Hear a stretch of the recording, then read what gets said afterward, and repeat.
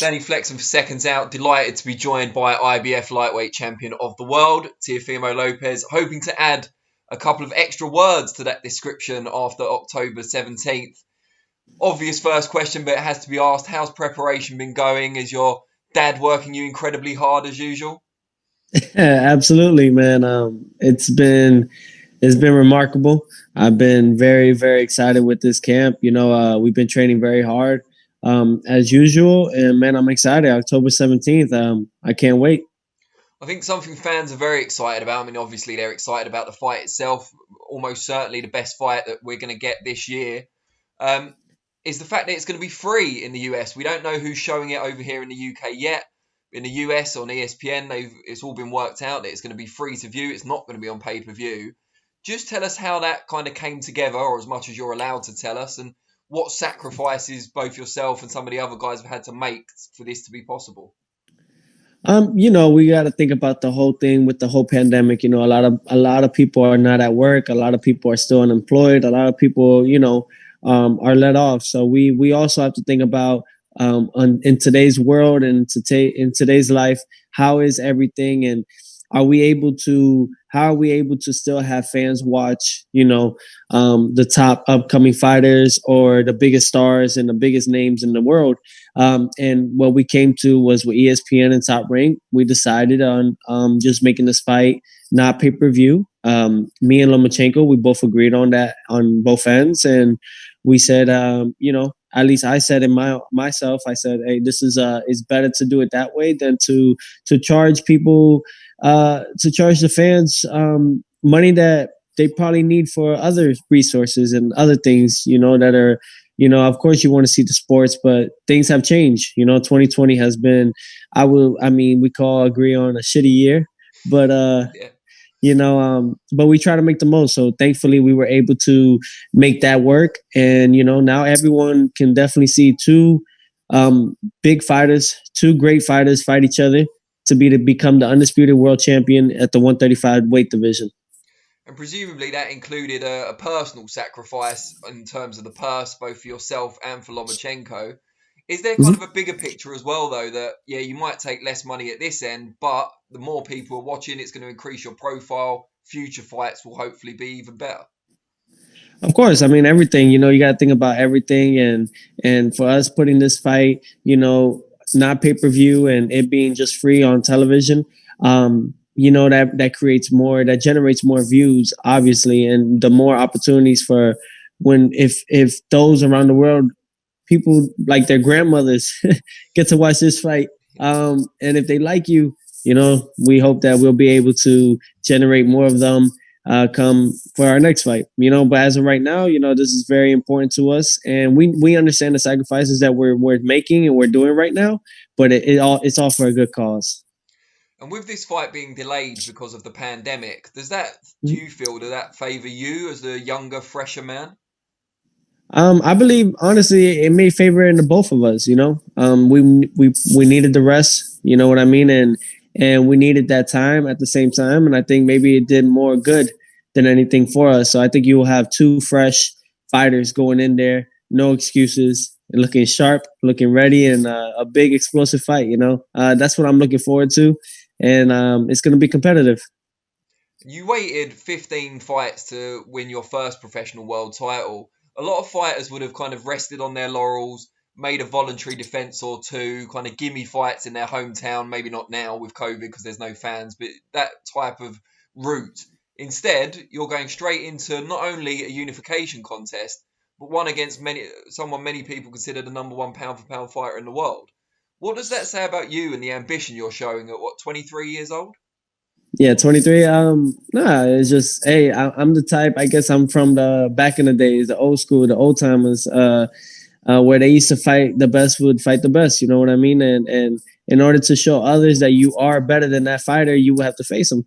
So that's what it just comes down to. October 17th, a lot of people are eyeing on Lomachenko and him winning or anything of him becoming the undisputed world champion pound for pound.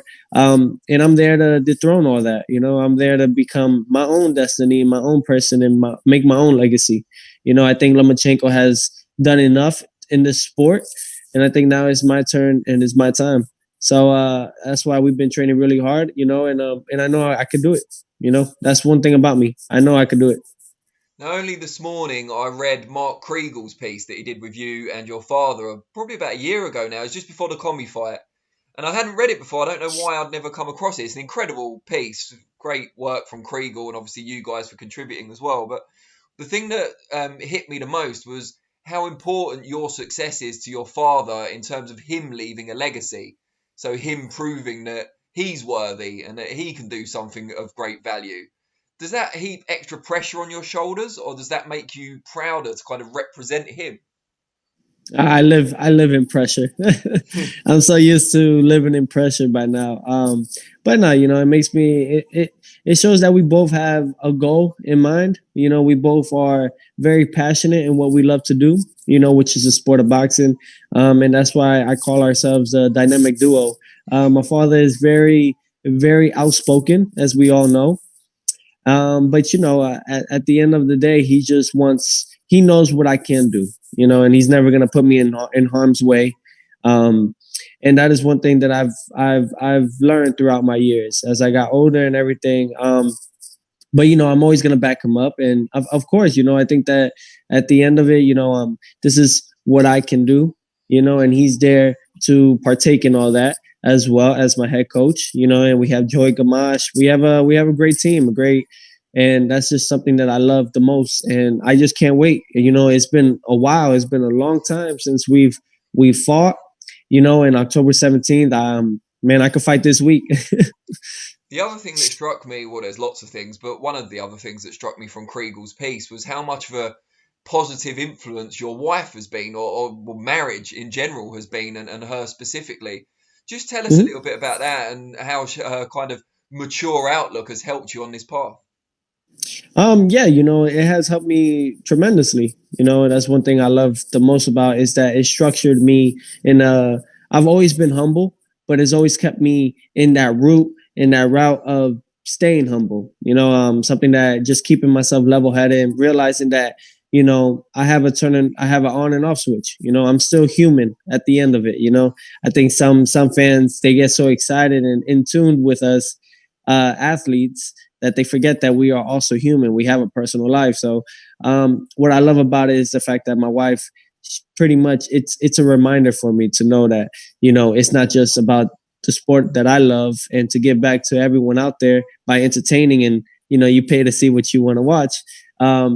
But at the same time, just knowing that I have someone I could definitely come home to. And is it right, Kriegel noted this, but just to check with you, she encouraged you to write a list at one point of all the things that you're good at as a way of kind of, I don't know, reinforcing your self-esteem or whatever the reason might have been? Yeah, of course. My wife is definitely my number one supporter. Along with my family and everything. So I have a great support team.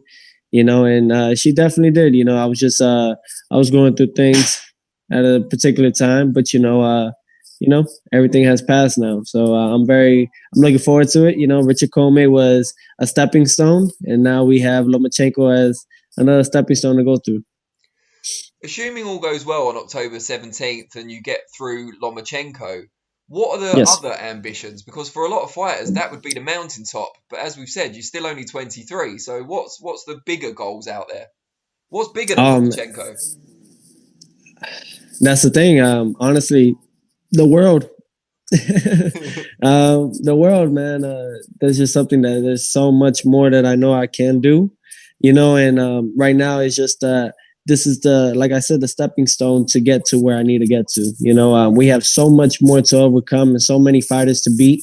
It's not just Vasiliy Lomachenko. You have the Jose Ramirez, you have the Josh Taylors, you have the 147 division, you have, there's just so many great fighters out there that we could definitely make big and amazing fights in the near future and in the future. So those are the things that I look at. Obviously, I can't overlook Lomachenko.